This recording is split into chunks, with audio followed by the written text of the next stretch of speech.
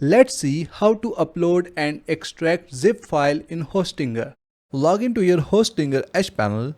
Now here you will see the hosting section. Click on manage next to it. Now from the left menu, select the website where you want to upload your zip file. Now click on file manager from here. After that we will select public_HTML.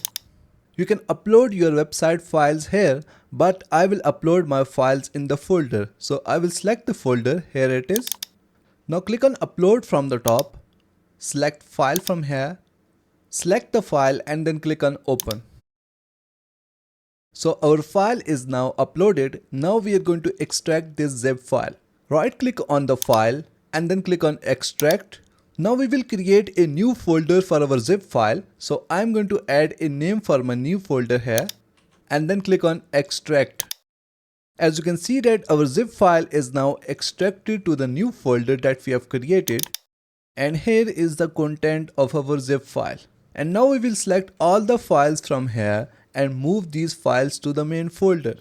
So we will press Ctrl A from our keyboard and all the files will be selected. Right click on the files and then click on move file.